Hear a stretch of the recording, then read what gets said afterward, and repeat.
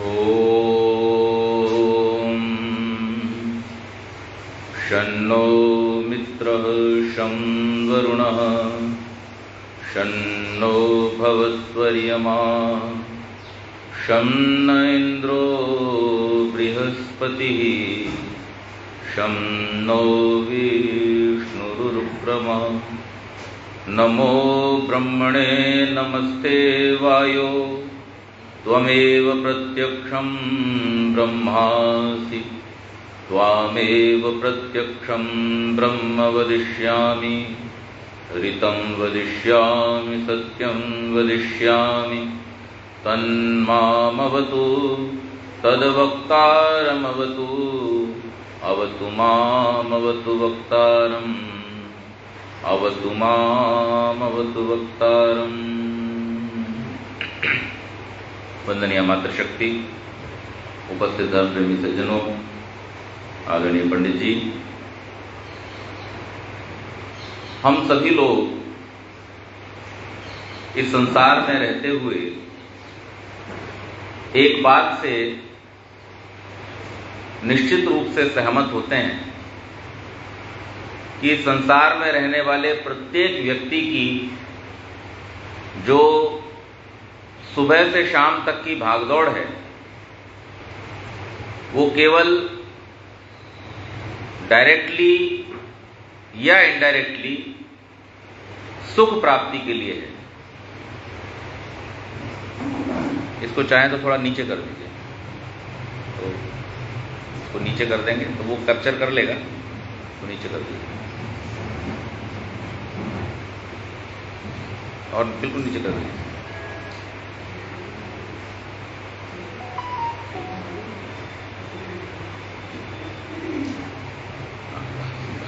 ठीक, और इसे थोड़ा सा इधर कर दीजिए, इधर इधर, हाँ, और इधर घुमा दीजिए और घुमा दीजिए और घुमा दीजिए। हाँ ठीक, अब आपको सब दिखाई दे। तो हमारी जो भागदौड़ है वो किस लिए है? सुख प्राप्त करने के। संसार में आप किसी भी मनुष्य से पूछें कि भाई ये सुबह से शाम तक भागदौड़ क्यों करते हो, तो दुनिया का पढ़े लिखे से पढ़े लिखा और बिना पढ़ा लिखा कोई भी व्यक्ति जब तक कि वो किसी मानसिक विकार से युक्त न हो, पागल न हो, तब तक आपको ये कहता नहीं पाया जाएगा कि नहीं जी मैं तो दुख पाने के लिए भागदौड़ करता हूं। हर व्यक्ति क्या कहेगा? मेरी भागदौड़ किस लिए है? सुख पाने के लिए, सुख पाना चाहता है। एक बार एक व्यक्ति पेड़ के नीचे सोया हुआ था, तो एक राहगीर सुबह सुबह गुजरा अपने काम पे जाने के लिए, देखा कि व्यक्ति लेटा हुआ है।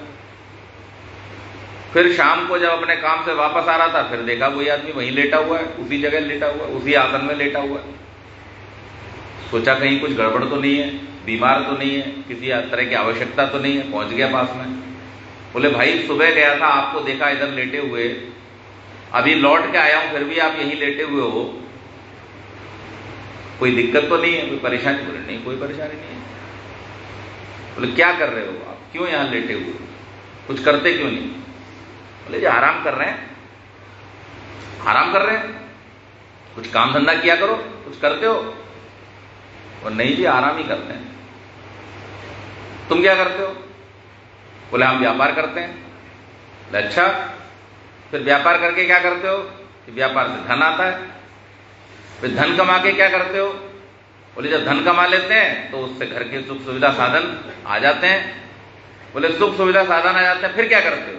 बोले फिर आराम करते हैं। बोले वो तो हम पहले ही कर रहे हैं, तो तुम्हारे बराबर हम भागदौड़ क्यों करें? जो तुम इतना सब करके करते हो वो हम पहले से ही कर रहे हैं। तो मूर्ख से मूर्ख, आलसी से आलसी व्यक्ति को भी अगर कोई व्यक्ति ये पूछे कि भाई क्या चाहते हो जीवन में, तो वो कुछ चीजें भी अगर गिनाएगा तो उनका अल्टीमेट गोल क्या होगा? सुख पाना रहेगा। हर व्यक्ति सुख पाना चाहता है। और व्यक्तियों की बात छोड़िए, छोटे से छोटे कीट पतंग, पशु पक्षी सब अपने जीवन में सुख प्राप्त करना चाहते हैं। सबको सुख चाहिए।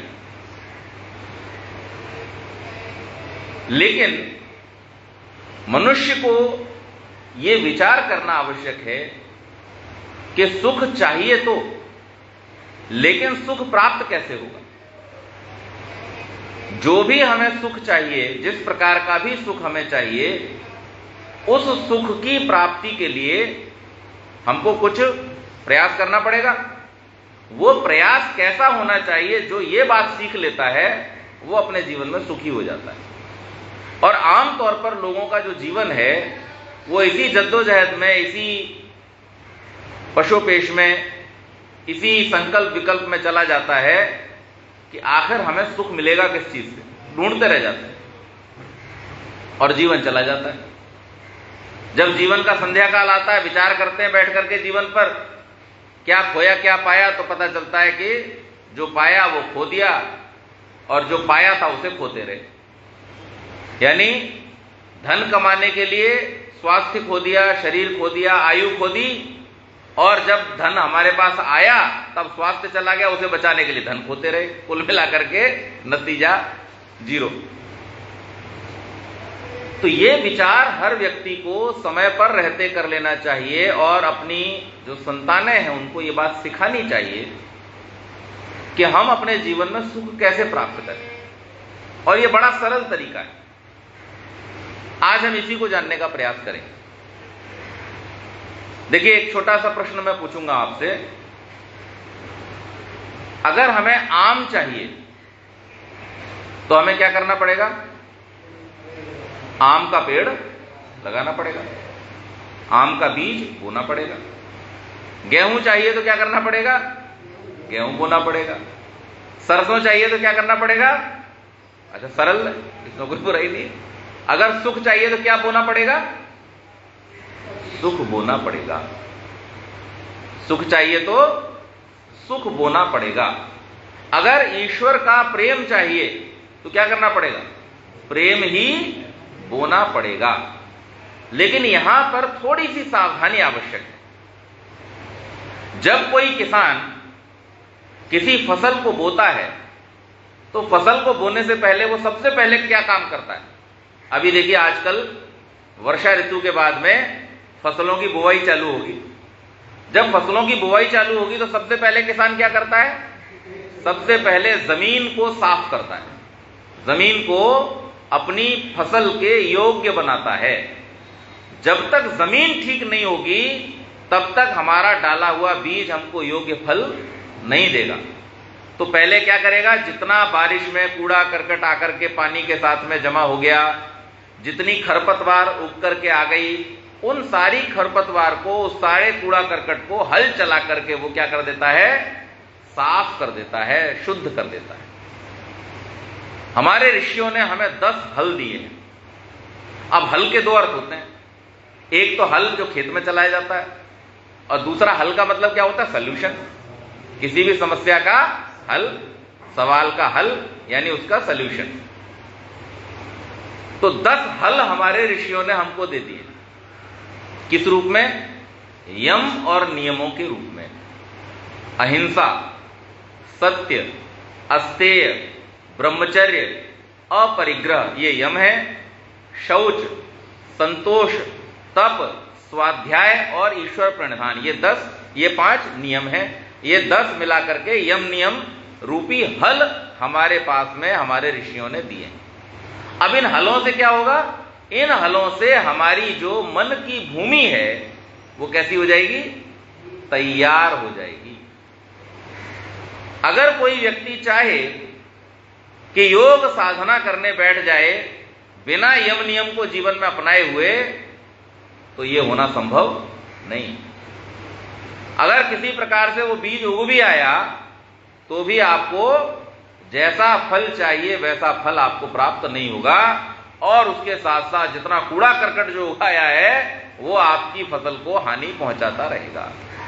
तो इसलिए भूमि को तैयार करना बहुत आवश्यक है। जो मनुष्य चाहता है कि वो ईश्वर की प्राप्ति की ओर आगे बढ़े, जिस व्यक्ति को ये इच्छा है कि वो ईश्वर के प्रेम को, ईश्वर के आनंद को अनुभव कर सके, तो ये कोई कठिन काम नहीं है, बहुत मुश्किल काम नहीं है, सरल काम है। लेकिन बात यह है, it is so simple to be happy, but it is so difficult to be simple.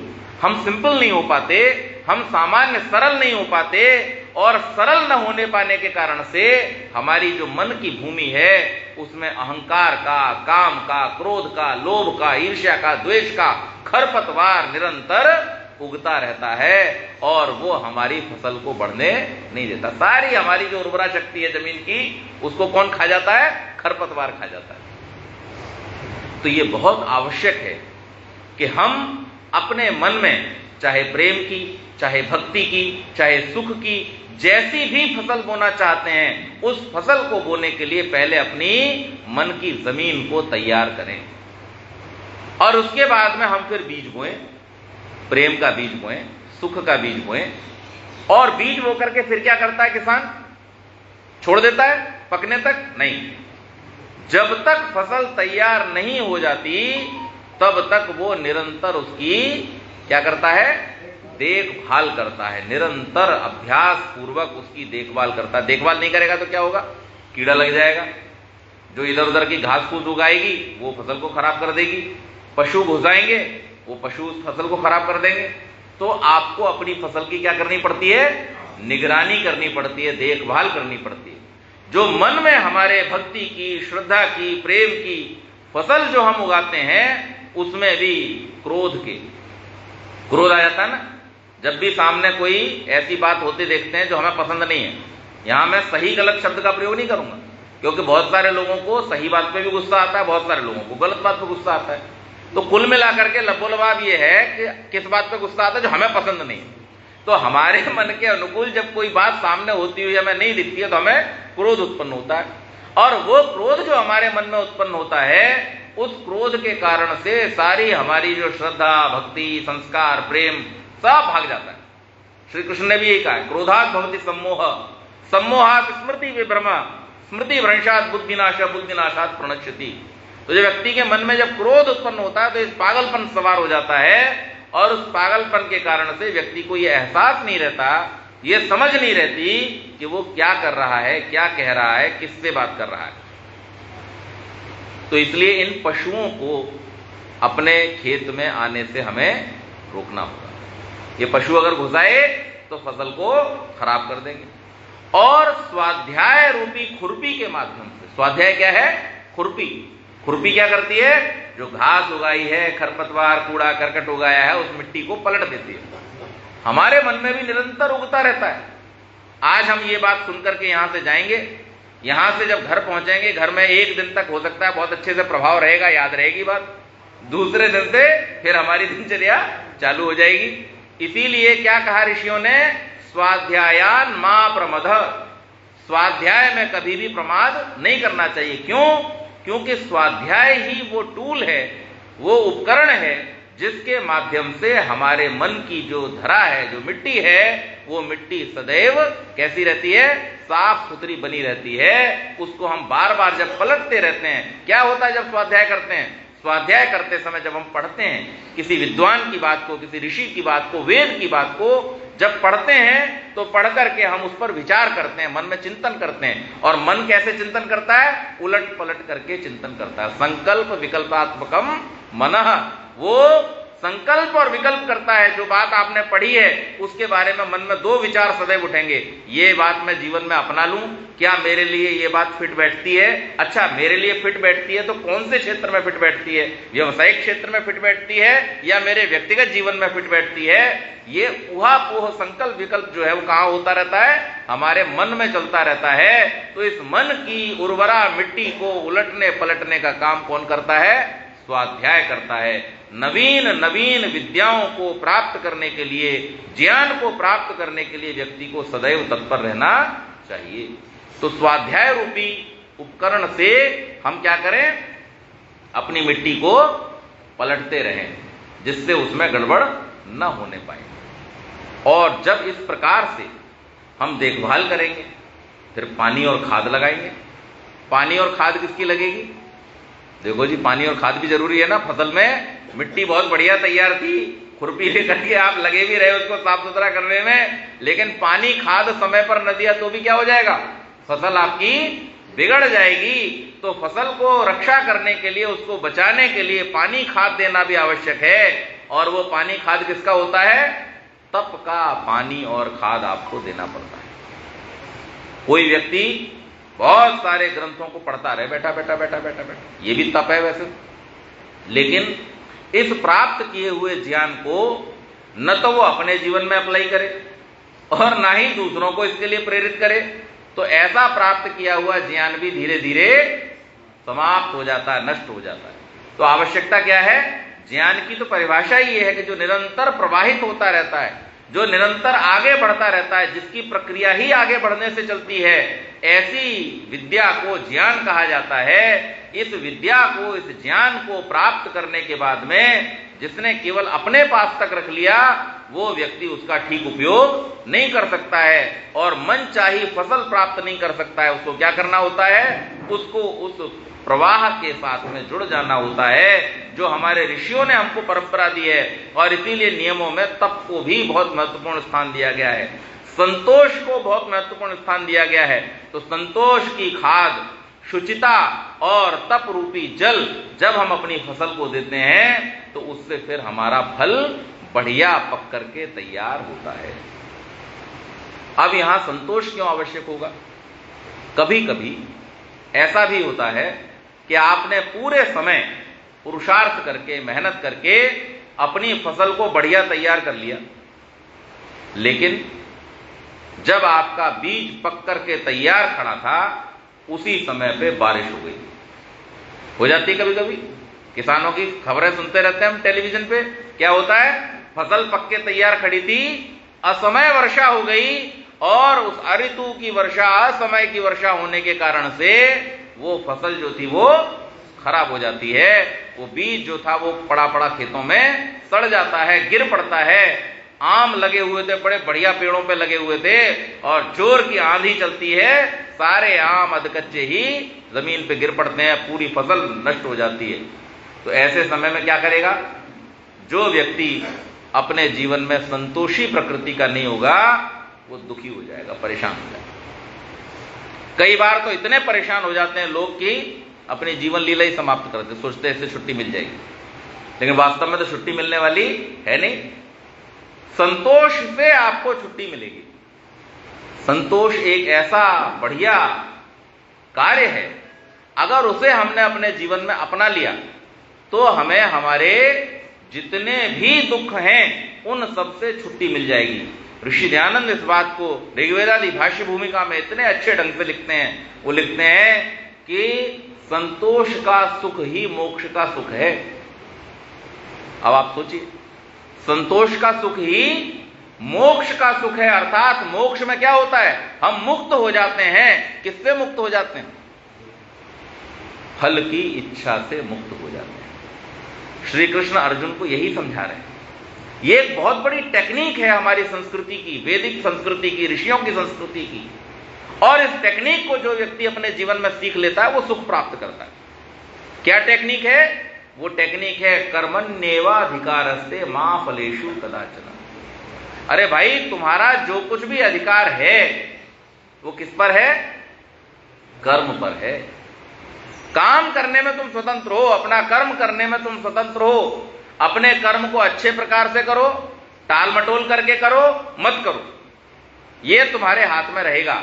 लेकिन जो तुम कर दोगे उस कर्म का फल तुम्हें दूसरी व्यवस्था से मिलने वाला है। उसी कर्म के अनुसार तुम्हें फल मिलेगा, बराबर मिलेगा, कोई अन्याय नहीं होगा। लेकिन कैसे मिलेगा, कितना मिलेगा, ये तुम डिसाइड नहीं कर सकते। ये डिसाइड करने वाली व्यवस्था किसी और के हाथ। बस इतनी बात जिसने समझ ली, इतना जिसने अच्छे तरीके से अपने मन में जान लिया, और हम जानते हैं इस बात को, हम कई स्थानों पर इसका विचार भी कर लेते हैं। इस बात को हमने बहुत जगहों पर स्वीकार भी किया हुआ है। जैसे अब उदाहरण देता हूं आपको आधुनिक। हम सब लोग एफडी करते हैं, फिक्स डिपॉजिट करते हैं बैंक में। जिस समय हम फिक्स डिपॉजिट करते हैं, उस फिक्स डिपॉजिट करते समय कुछ शर्तें लिखी होती हैं उस फॉर्म में। क्या शर्तें होती हैं? अगर आपने समय से पहले इसको तोड़ाया तो आपका इतना नुकसान होगा, यानी इतना फायदा जो आपको मिलना चाहिए था वो नहीं मिलेगा। आपको 10% अगर हमने कमिट किया है या 8% हमने कमिट किया है तो हम आपको फिर 5% देंगे। क्यों? क्योंकि आप समय से पहले इसको तोड़ाओगे। अच्छा, इस बात को हम स्वीकार करते हैं ना वहां पर, और समय की प्रतीक्षा करते हैं कि नहीं करते हैं? जब तक कि कोई बहुत इमरजेंसी ना आ पड़े तब तक हम उसको तोड़ते नहीं है। तो हमने ये स्वीकार कर लिया कि भाई देखो, समय से पहले नहीं करना है, इसको समय आने पर ही करना है। कभी बड़ी सुंदर बात लिख रहा है, क्या? धीरे धीरे रे मना, धीरे सब कुछ होए, और माली सींचे 100 गढ़ा, ऋतु आए फल हो। फल तो आपको ऋतु के आने पर ही मिलेगा, उस समय के आने पर ही मिलेगा। आप कोशिश चाहे जितनी कर लें, लेकिन अपने समय के आने से पहले, और वो समय कौन निर्धारित करता है? उस समय का जो अधिपति है वो परमपिता परमेश्वर है। वो परमेश्वर ही इस बात का निर्णय करता है, इस बात को निर्धारित करता है कि आपके द्वारा किए गए जो भी अच्छे और बुरे काम हैं, उन कर्मों का फल आपको कब, कैसे और कितना दिया जाना है, ये व्यवस्था परमेश्वर ने पूरी तरह से अपने हाथ में रखी हुई, और इसको आप छेड़ नहीं सकते। कई बार लोगों के मन में यह प्रश्न उठता है, भाई क्यों नहीं छेड़ सकते? हमें तो कर्म करने में स्वतंत्र बनाया परमात्मा ने। तो वहां ऋषियों ने स्वतंत्र होने की बात भी आपको स्पष्ट कर दी। आप स्वतंत्र किस रूप में हैं? आप स्वतंत्र इस रूप में हैं कि अगर आपने अपनी 4 चीजों को अपने अधीन कर लिया, अपने वश में कर लिया, तो आप स्वतंत्र हो जाएंगे। कौन कौन सी 4 चीजें हैं? हमारी 4 चीजें। एक कहानी सुनाता हूं आपको, बहुत बढ़िया। एक किसान था, किसान के 4 बेटे थे। चारों बेटे युवा हो गए। किसान ने खूब मेहनत करके उनको खिलाया पिलाया, मजबूत बनाया, पढ़ाया लिखाया, सब कुछ किया। बच्चों के अंदर एक व्यसन आ गया कि चारों के चारों आलसी थे, काम नहीं करना चाहते थे। देखते रहते थे पिताजी खेत में खूब काम कर ही रहते हैं, तो हमें क्या जरूरत पड़ी करने की, और सब अपनी धींगा मस्ती में लगे रहते थे, मटर गश्ती करते रहते थे। किसान ने सोचा ऐसे तो ये इनका जीवन बर्बाद हो जाएगा, कुछ ना कुछ तो करना चाहिए। तो किसान ने एक बार कहा कि भाई देखो, मेरा स्वास्थ्य बहुत खराब है, मैं अब खेत में काम नहीं कर सकता, लेकिन तुम लोगों को परेशानी न हो, इसलिए मैंने बहुत मेहनत करके जो कुछ भी कमाया था उसको मैंने खजाने के रूप में बदल दिया। यानी उससे मैंने बहुत सारा खजाना इकट्ठा किया और उस खजाने को मैंने खेत में गाड़ दिया था। अब भाई मेरी स्मृति में आ नहीं रहा कि मैंने वो खजाना खेत में कहां गाड़ा है। अब देखो, मेरा तो समय का पता नहीं, मैं कब तक जीऊंगा नहीं जीऊंगा, आप कृपा करके वो खजाना निकाल लो, मैं अपने जीते जी उसका बंटवारा कर दूं। चारों ने सोचा ये बढ़िया बात है भाई, चलो पिताजी बीमार है कोई बात नहीं, लेकिन अपने जीवन के लिए तो उन्होंने बढ़िया इंतजाम कर ही दिया, तो चलो खुद लेते हैं। अब उन्होंने चारों ने खोदना शुरू कर दिया, खेत खोद डाला पूरा। खेत खुद गया, घर पे लौट के आए तो पिताजी हमने तो 3-4 दिन मेहनत करके चारों भाइयों ने खेत खोदा है, लेकिन अभी तक कुछ पता नहीं चला। अच्छा, नहीं पता चला? अच्छा चलो ठीक है, मैं और याद करता हूं, पर खेत खोद आए हो तो जरा एक काम करो, खुदाया खेत है, इसमें जाके बीज डालो। तो उन्होंने कहा ठीक है, अब इतनी मेहनत करी है तो बीज डाल देते हैं। गए चारों, बीज भी डालाए, देखते तो थे ही पिताजी कैसे करते हैं, तो उन्होंने बीज डाल दिए। अब फिर 8-10 दिन बाद फिर पहुंचे पिताजी के पास में, पिताजी वो कुछ याद आया आपको? बोले हाँ बेटा, मैं कोशिश तो बहुत कर रहा हूं, कौन से वाले खेत में डाला था अभी स्मरण नहीं आ रहा है, और ये बताओ तुम जो बीज डाल के आए थे उसका क्या हुआ?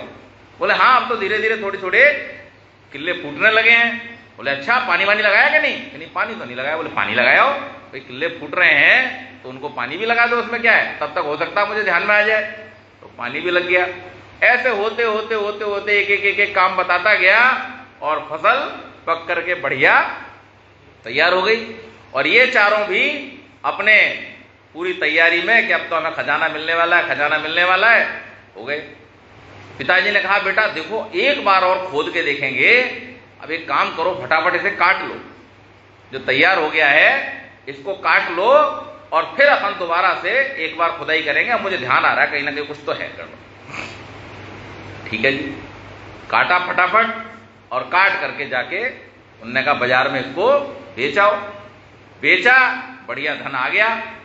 धन आ गया, लेकर के आए, बोले आप बताओ पिताजी, अब तो सब साफ कर दिया बिल्कुल खेत हमने, अब बताओ खजाना कहाँ है? तो बोले कहाँ से आ रहे हो? बोले बाजार से आ रहे हैं, देखो ये पैसा भी मिल गया ना? हाँ मिल गया। बोले बस यही खजाना है, यही खजाना है जो खेत में छुपा हुआ है, जिसको मैं वर्षों से निकाल करके तुम लोगों को खिला रहा हूं। ये खजाना कैसे प्राप्त होता है मैं तुम्हें यह सिखाना चाहता था। अब तुम उस विद्या को सीख गए, अब इसे निकालते जाओ और खाते जाओ। कहने का अभिप्राय ये कि हर व्यक्ति के पास में ऐसे ही 4 उसके बेटे हैं। कौन कौन? जो आपके वश में नहीं है। पहला है शरीर, आपका ये शरीर। दूसरा आपकी इंद्रियां समझते हैं, जिनसे हम देखते हैं, सुनते हैं, बोलते हैं, ये सब इंद्रियां हैं। तीसरा हमारा प्राण, जिससे हम श्वास लेकर के सारे काम करते हैं।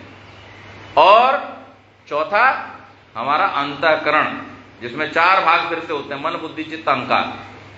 ये 4 जो हमारे पास में भगवान ने हमारे सेवक दिए हैं, ये असल में हर समय हमारे मालिक बन के हमारे ऊपर चढ़े रहते हैं और आलसी बने रहते हैं, आलसी बने रहते हैं। हमारा शरीर, हमें शरीर से जो करना चाहिए क्या हम वो काम करते हैं? नहीं। शरीर जो चाहता है हम वो काम करते हैं। हम जो चाहते हैं हम शरीर से, शरीर की परिभाषा क्या दी है ऋषियों ने? शरीर माध्यम खलु धर्म साधनम। आपके जो कर्तव्य हैं, आपका जो पुरुषार्थ है, आपका जो जीवन लक्ष्य है, उस लक्ष्य को प्राप्त कराने का साधन आपको क्या मिला है? ये शरीर मिला हुआ है। लेकिन आज आप चारों ओर दृष्टि घुमा करके देखिए, क्या कोई भी व्यक्ति अपने जीवन लक्ष्य की ओर आगे बढ़ रहा है? क्या उसका पुरुषार्थ, उसका प्रयास जीवन लक्ष्य की ओर है? मैं आपको दावे के साथ कह सकता हूं कि 90 से 95% लोगों को तो यही पता नहीं होगा कि जीवन में लक्ष्य क्या है। लक्ष्य का ही पता नहीं है, निर्धारण ही नहीं। वो केवल मात्र बस जो एक सैलाब चल रहा है, एक रौ चल रही है, एक नदी जो बह रही है, उस नदी की धार में बहते चले जा रहे। कवि ने बड़ी सुंदर बात लिखी है समय नदी की धार के जिसमें सब बह जाया करते हैं। है समय बड़ा बलवान प्रबल पर्वत झुक जाया करते हैं।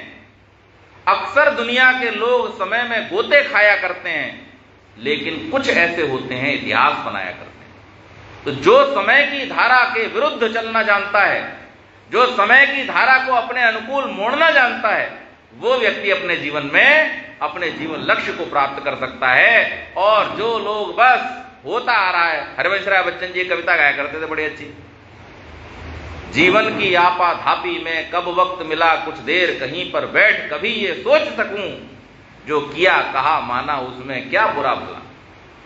जिस दिन मेरी चेतना जगी मैंने देखा मैं खड़ा हुआ हूं इस दुनिया के मेले में, हर एक यहां पर एक भुलाने में भूला, हर एक लगा है अपनी अपनी देले में। कुछ देर रहा हक्का बक्का भौचक्का सा, आ गया कहां क्या करूं यहां जाऊं किस जा, फिर एक तरफ से आया ही तो धक्का सा, मैंने भी बहना शुरू किया इस रेले में। भीतर की आपा धापी ही क्या कुछ कम थी, बाहर की धक्का मुक्की ही क्या कुछ कम थी, जो भीतर भी भावों का ऊहा पोह मचा, जो किया उसी को करने की मजबूरी थी, जो कहा वही मन के अंदर जो उबल चला, जीवन की आपा धापी में कब वक्त मिला कुछ देर कहीं पर बैठ कभी ये सोच सकूं, जो किया कहा माना उसमें क्या बुरा भला। हम करते जाते हैं बस, क्योंकि हमने देखा है करते हुए, इसलिए हम भी करने लगे, हम भी अनुकरण करने लगे।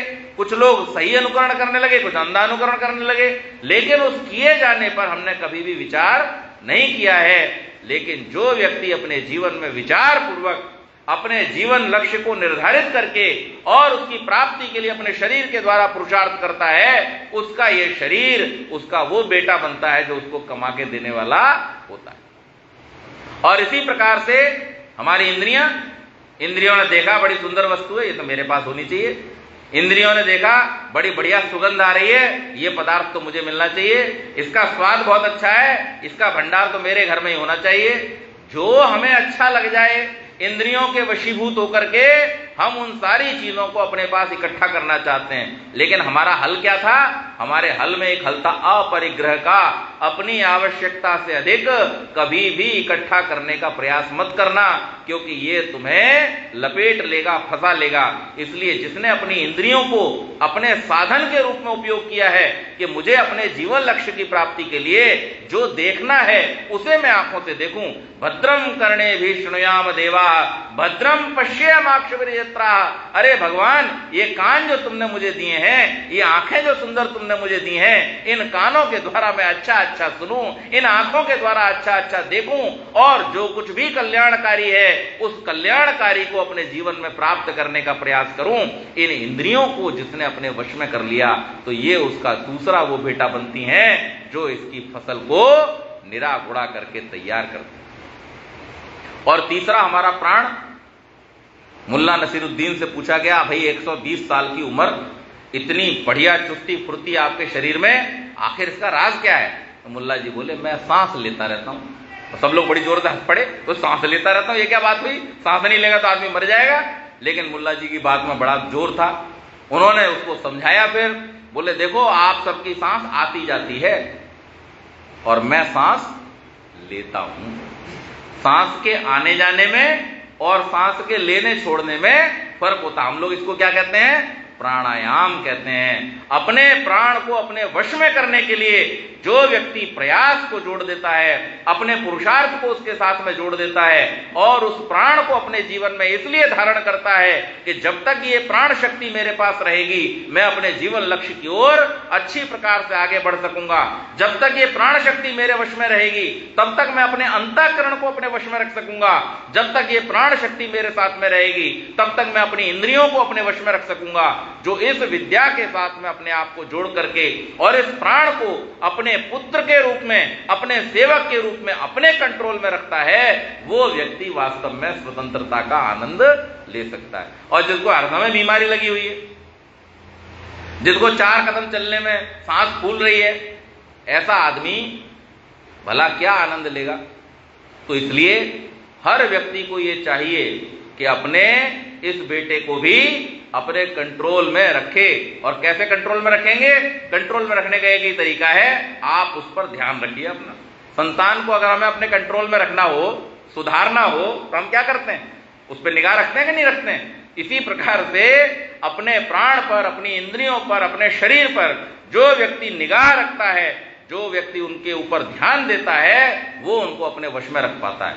और उसके बाद में चौथा कौन है? हमारा अंतःकरण। अंतःकरण के 4 हिस्से हैं, मन, बुद्धि, चित्त, अहंकार। इन चारों को भी जिसने अपने वश में नहीं कर पाया वो जीवन का आनंद नहीं ले सकता। क्यों? मन जो है वो कौन है? आपका सेवक। लेकिन अगर ये सेवक आपके ऊपर हावी हो गया तो फिर ये आपको चैन नहीं लेने देगा। क्यों?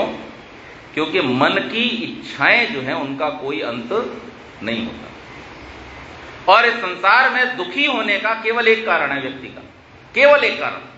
क्या? इच्छाएं।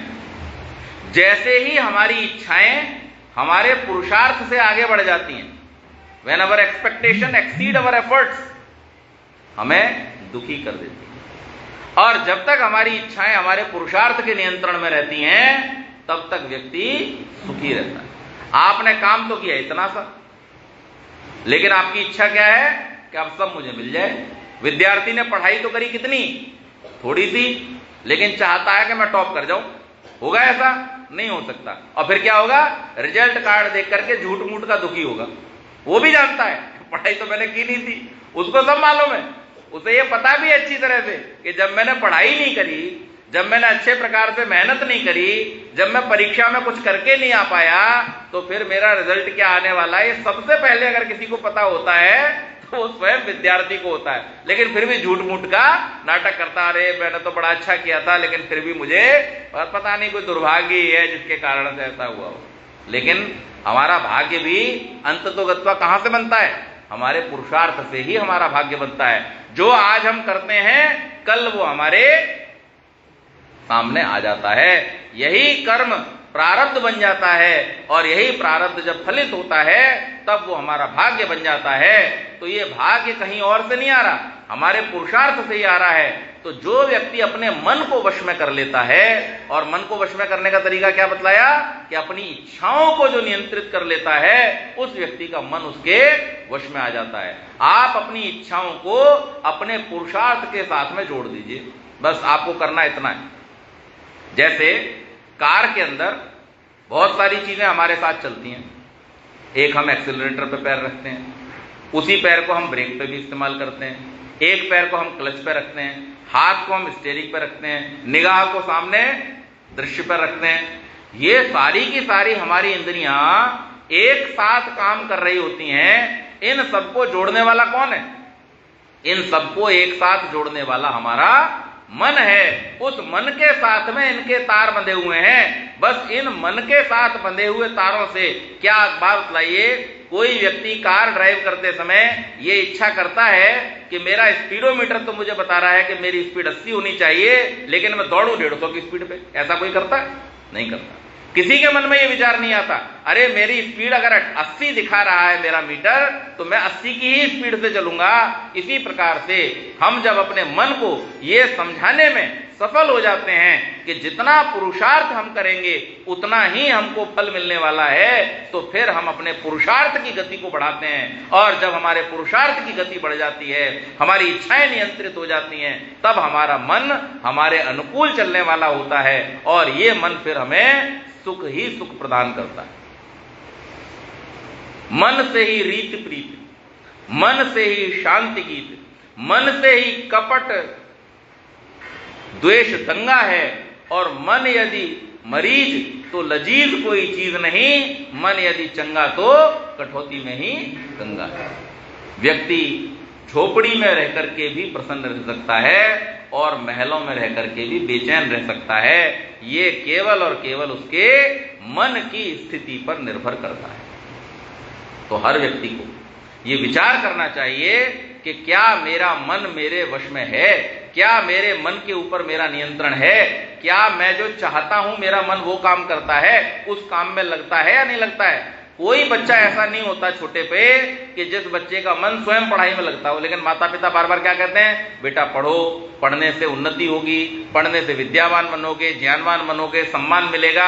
ऐसी बहुत सारी बातें जब उसको समझाई जाती हैं, सिखाई जाती हैं, तब धीरे धीरे धीरे धीरे बच्चा क्या करता है, फिर वो सेल्फ ड्रिवन मोड में आ जाता है, और फिर अपनी उन्नति के लिए इस विचार को करके कि इसी के द्वारा मेरी उन्नति होगी, वो पढ़ाई के लिए तत्पर हो जाता है। इसी प्रकार से जब हम अपने मन को बार बार अभ्यास के द्वारा समझाते हैं, स्वामी जी इसके लिए क्या विधि बता रहे हैं? स्वामी जी बतलाते हैं कि जिस समय आप प्रातः काल की संध्या में बैठें, तो रात्रि में आए हुए जो भी विचार हैं, उन विचारों का निराकरण करें। अगर कोई कुविचार मन में आया है, तो सुबह की संध्या में बैठ करके ईश्वर से प्रार्थना करें कि हे ईश्वर, ये दुर्विचार जो मेरे मन में आया है, इस विचार को आप मेरे मन से दूर करो। और रात्रि काल में जब संध्या करने बैठे, शाम के समय जब संध्या करने बैठे, तो शाम की संध्या में दिन भर में जो कुछ भी हो गया है, अगर कहीं झूठ बोल दिया है, अगर किसी प्रकार से कोई अन्याय हो गया है, अगर किसी प्रकार से कोई ऐसा कार्य हो गया जो आप नहीं चाहते थे,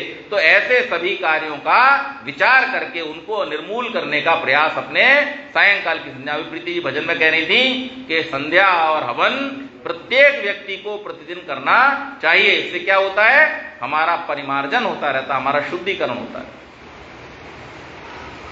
हमने भी कहा था ना, खेत को साफ सुथरा रखना बहुत आवश्यक है। स्वाध्याय जब हम करते हैं, तो स्वाध्याय का अर्थ केवल मात्र पढ़ना नहीं है। स्वाध्याय के 3 अर्थ। पहला स्वाध्याय का अर्थ क्या है, सदग्रंथों के माध्यम से ज्ञान अर्जित करना। दूसरा स्वाध्याय का अर्थ क्या है, स्वस्य अध्याय स्वाध्याय, अपना अध्ययन करना, सेल्फ इंट्रोस्पेक्शन। जो व्यक्ति अपना इंस्पेक्शन नहीं करता है, अपना निरीक्षण नहीं करता, आत्मनिरीक्षण नहीं करता है, वो व्यक्ति उन्नति को प्राप्त नहीं होता, अनेक बार अवनति को प्राप्त होने लगता है। उदाहरण के तौर पर हम रावण का उदाहरण लेते हैं। बहुत सारी चर्चा हम रावण के विषय में करते हैं। रावण के साथ में दिक्कत क्या थी, सब जानकारी है, लेकिन अपने ऊपर अप्लाई नहीं करना है। दुर्योधन जानकारी पूरी है, जाना में धर्मम, मुझे मालूम है धर्म क्या होता है, लेकिन मैं अपने ऊपर अप्लाई नहीं करूंगा। जाना में धर्मम, अधर्म भी जानता हूं क्या है, उसी गुरुकुल में मैं भी पढ़ा हूं जहां पर अर्जुन और भीम पढ़े, लेकिन अपने ऊपर अप्लाई नहीं करूंगा, सब कुछ मुझे दूसरों से चाहिए। तो जो व्यक्ति आत्मनिरीक्षण नहीं करता है, जो व्यक्ति पढ़ी हुई विद्या को अपने ऊपर अप्लाई करने का प्रयास नहीं करता है, उसकी वो विद्या भी उसके काम नहीं आती। परशुराम जी ने जब कर्ण के चरित्र को देखा, कर्ण की दुर्व्यवहार को देखा और कर्ण के उस छुपाने के जो व्यवहार था, उसका जो चरित्र का एक बहुत बड़ा दोष था कि वो चीजों को क्या करता था, स्पष्ट नहीं करता, छुपा लेता था। तो परशुराम जी ने क्या उसको कहा, बोले देख, जैसे तू ये बताने योग्य बातों को आज छुपा रहा है, इसी प्रकार से जब तुझे अपनी विद्या की सबसे ज्यादा जरूरत होगी, ये भी लुप्त हो जाएगी। क्या कहने का अभिप्राय है? कहने का अभिप्राय यह है कि हमें अपने दोषों को दूर करने का प्रयास करना चाहिए। प्रतिदिन प्रार्थना करते हुए हम क्या कहते हैं, हे सकल जगत की उत्पत्ति करता, समग्र ऐश्वर्य युक्त शुद्ध स्वरूप, सब सुखों के दाता परमेश्वर, आप कृपा करके क्या कीजिए, हमारे संपूर्ण दुर्गुण, दुर्व्यसन और दुखों को दूर कर दीजिए। ये हमारे दुर्गुण और दुर्व्यसन है।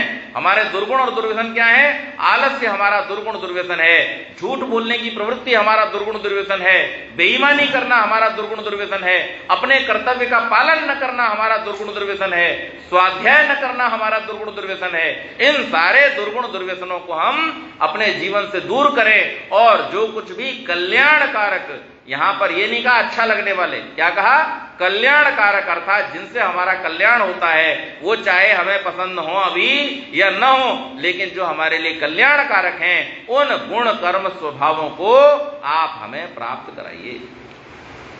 तो परमेश्वर से हमारी प्रार्थना यही होनी चाहिए कि हम कैसे बन जाएं, हम दुर्गुणों से युक्त होकर के आत्मनिरीक्षण, तो स्वस्थ अध्याय स्वाध्याय, कि हम जब अपना निरीक्षण करना शुरू कर देते हैं, किसके आधार पर, जो हमने सदग्रंथों में पढ़ा है, जो हमने वेदों में पढ़ा है, ऋषिकृत ग्रंथों में पढ़ा है, उन ग्रंथों में पढ़े हुए को जब हम अपने ऊपर अप्लाई करना शुरू करते हैं, तब हमारा स्वाध्याय का दूसरा चरण पूरा होता है। और स्वाध्याय का तीसरा चरण क्या है?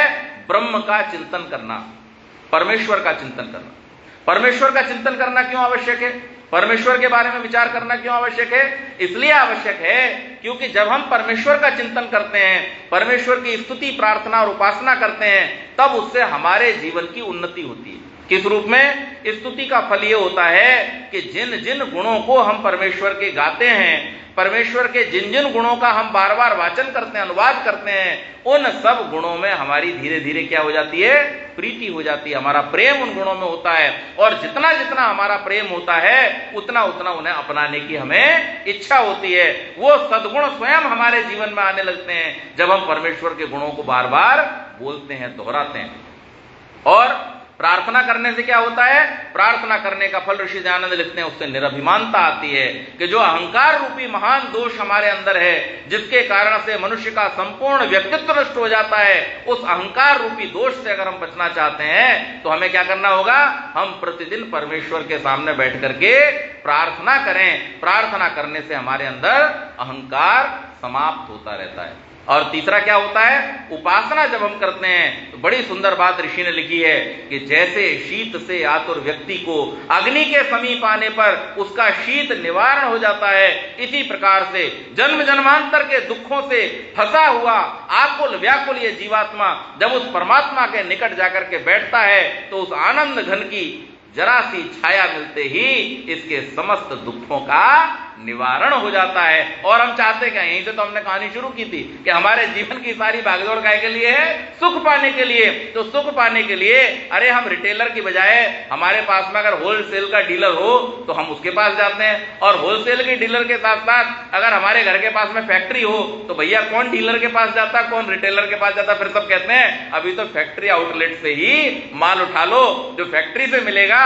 वो सबसे बढ़िया होगा, सबसे ताजा होगा, सबसे शुद्ध होगा, उसमें मिलावट की संभावना नहीं रहेगी। जब हम अपने सामान्य जीवन में इस व्यवहार को करते हैं तो जीवन की उन्नति के लिए इस व्यवहार को क्यों भूल जाते हैं? इस संसार में जितना भी सुख दिखाई दे रहा है, जितना भी ऐश्वर्य दिखाई दे रहा है, वो आखिर आ कहां से रहा है? उसका स्रोत तो वो परमात्मा ही है। तो जब फैक्ट्री हमारे पास है, जिसके पास जाने के लिए हमें कहीं जाना भी नहीं पड़ता है, तो हम इधर उधर सिर क्यों मारते फिरते हैं? अरे हमको तो चाहिए कि उस परमात्मा के ही ध्यान में बैठ करके उसकी उपासना करते हुए उन सारे ऐश्वर्यों को, उन सारे सुखों को हम अपने जीवन में स्वयं प्राप्त करने का प्रयास कर। तो ये स्वाध्याय जो है वो हमारे मन की भूमि को साफ सुथरा रखता है। स्वामी शिवानंद जी कहा करते थे, बड़ी बढ़िया बात, स्वामी शिवानंद जी कहते थे कि स्वाध्याय से समस्त संशय रूपी पिशाच भाग जाते हैं। संशय क्या है? पिशाच। पिशाच तो आपने फिल्म में देखा होगा ना, टीवी में दिखाते हैं, वैसे तो किसी ने आज तक देखे नहीं, तो काल्पनिक तत्व है। लेकिन पिशाच क्या है? पिशाच जो टीवी में हम देखते हैं या चित्रकथाओं में पढ़ते हैं, तो पिशाच एक भयानक ऐसा मनुष्य की आत्मा, मनुष्य के शरीर को धारण करने वाला एक ऐसा भयानक जीव बना दिया जाता, बड़े बड़े दांत, बड़े बड़े नाखून, भयानक आकृति, गंदी सी शक्ल, और वो क्या करता है? मनुष्यों को पकड़ कर मार के खा जाता है। तो ये पिशाच क्या है? संशय रूपी, ये हमारे मन के अंदर बैठा हुआ वैसा ही भयानक राक्षस है। जिस व्यक्ति के मन में संशय रहता है, तो श्री कृष्ण कहते हैं संशय आत्मा विनश्यति, संशय में व्यक्ति का नाश हो जाता है। तो संशय नहीं होना चाहिए, 100% क्लैरिटी ऑफ थॉट्स होना चाहिए, इस पार या उस पार। अगर आप भौतिकवादी हैं तो आप मान लीजिए कि आपको भौतिक ही मिलेगा, फिर आप आध्यात्मिक सुख की कल्पना छोड़ दीजिए। अगर आप आध्यात्मवादी हैं तो फिर आप भौतिक सुख की कल्पना छोड़ दीजिए। और यदि आप वैदिक दृष्टिकोण को रखने वाले हैं तो फिर आपको यह बैलेंस रखना पड़ेगा कि भौतिकता की सीमा कहां तक है और आध्यात्मिकता की सीमा कहां तक है। उन दोनों को ध्यान में रखते हुए जब आप अपने जीवन के व्यवहार को संतुलित करते हैं, विद्याम च यस्तद्वेदो भयं सह अविद्या मृत्युम तीर्थवा विद्यामृतमश्नुते, कि यह विद्या, ये कर्म, ये सांसारिक कार्य हमें इस संसार से छुड़ाने वाले होंगे, लेकिन अमरत्व को प्राप्त करने के लिए हमें उस विद्या को अपने जीवन में अपनाना पड़ेगा जो उसका स्रोत है। तो इसलिए स्वाध्याय हमें इस बात की प्रेरणा देता है।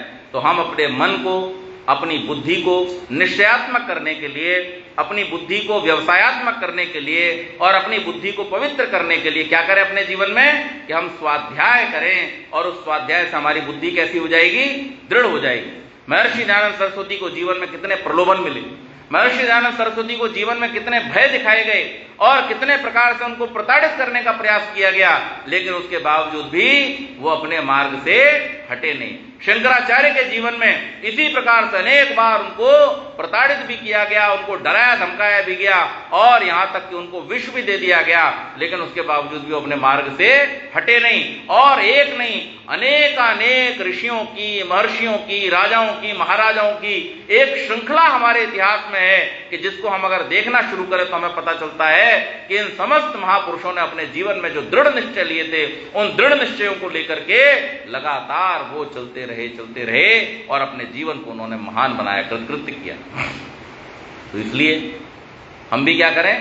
अपने खेत की मजबूत जमीन पर जब ये फसल हमारी तैयार होने लगे तो उसके लिए पूरे निश्चय के साथ में हम अपने मन को, अपनी बुद्धि को दृढ़ करें। और जब हम अपने मन और बुद्धि को दृढ़ कर लेंगे तो हमारा जो चित्त है, उस चित्त के ऊपर जो संस्कार बनेंगे वो कैसे बनेंगे? शुद्ध संस्कार बनेंगे, निर्मल संस्कार बनेंगे। ये संस्कार ही तो जन्म जन्मांतर में हमारा सहयोग करते हैं। कोई व्यक्ति अपने जीवन में इस जीवन से क्या लेकर के जाता है, तो उसका प्रश्न का उत्तर सिर्फ एक है, क्या? इस जीवन में उसने जो कुछ भी अर्जित किया संस्कारों के रूप में, जो कुछ भी शुभाशुभ कर्म उसने किए हैं, उन कर्मों के जो चिन्ह हैं वो संस्कार रूप में उसके सूक्ष्म शरीर पर अंकित रहते हैं और ये सूक्ष्म शरीर मोक्ष पर्यंत उसके साथ बना रहता है, छूटता नहीं है, ये निरंतर उसको प्रभावित करता रहता है। और परमात्मा ने व्यवस्था भी यही बढ़िया कर रखी है कि वो आपकी गवाही किसी दूसरे से नहीं मांगता कि भाई फला आदमी ने क्या काम किया था, बताओ, तुम बताओ। ये तो हमने कल्पना कर रखी है चित्रगुप्त, लेकिन वो चित्रगुप्त नहीं है, उल्टा कर दो उसको, वो गुप्त चित्र है जो निरंतर हमारी आत्मा के ऊपर ही अंकित होता रहता है चित्त के रूप में। वो चित्त हमारा उन संस्कारों को लेकर के हमारे जीवन की यात्रा को प्रभावित करता है और हमें वो बताता है कि हम क्या थे, हम क्या हैं और हम आगे क्या बन सकते हैं। और जब इन तीनों को हम अपने वश में कर लेते हैं तब हमारी जो सबसे मुश्किल चीज है, जो हमारी एक इमेजिनरी फोटो हमने बना रखी है कि मैं सर्वश्रेष्ठ हूं, मुझसे आगे कोई नहीं, ये फोटो कब तक बनी रहती है? जब मैं था तब हरि नहीं, अब हरि हैं मैं नाई। एकदम फोटो हमारा साफ हो जाता है, क्लीन हो जाता है, हमें स्पष्ट दिखाई देने लगता है, सारी धूल उसके आगे से हट जाती है। ये अहंकार जो है ना, ये ऐसा है जैसे कोई पर्दा डाल दे आंख के ऊपर। अब आप सोचिए, कोई व्यक्ति बड़ी बढ़िया गति से मुंबई पुणे एक्सप्रेस हाईवे पे गाड़ी चला रहा हो, गाड़ी भी बहुत बढ़िया, ड्राइवर भी बहुत बढ़िया, स्पीड भी बहुत बढ़िया, रोड भी बहुत बढ़िया, लेकिन अचानक उसकी सामने वाली विंडशील्ड पर कोई पर्दा डाल दे, बोलो क्या होगा? एक्सीडेंट होगा कि नहीं होगा? जब आगे का रास्ता दिखना बंद हो जाएगा तो ऑटोमेटिकली एक्सीडेंट हो ही जाएगा। इसी प्रकार से जो अहंकार है वो हमारे ऊपर पर्दा डाल देता है, फिर हमें कुछ दिखाई नहीं देता। अहंकार से जो व्यक्ति ढक जाता है उसको फिर सत्यासत्य का विचार करने की न क्षमता रह जाती, न बुद्धि रह जाती है, उसे फिर कुछ भी दिखाई नहीं देता है। और जब किसी को कुछ नहीं दिखाई देता है तो वो यात्रा में एक्सीडेंट कर ही देता है।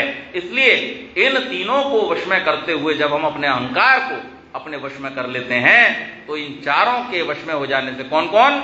शरीर, इंद्रियां, प्राण और अंतःकरण, ये चारों जब हमारे वश में हो जाते हैं तब हम स्वतंत्र बन जाते हैं। और जब हम स्वतंत्र हो जाते हैं तो इस स्वतंत्रता की अवस्था में हम उस परमात्मा का स्वतंत्र होकर के आनंद लेते हैं। और उस परमेश्वर का आशीर्वाद जब हमें प्राप्त होता है, उसकी कृपाओं का आनंद जब हमें प्राप्त होता है, तब हमारा जीवन वास्तव में उस भक्ति को, उस आनंद को, उस सुख को, उस श्रद्धा को, उस विद्या को, उस प्रेम को अनुभव कर पाता है जिसकी फसल हमने इस भाषण के प्रारंभ में हुई थी। तो अपनी जमीन को साफ करें और परमेश्वर के इस आनंद रूपी फल को प्राप्त करने के लिए तत्पर हों। इन्हीं शब्दों के साथ वाणी को विराम देता हूं। बहुत बहुत धन्यवाद।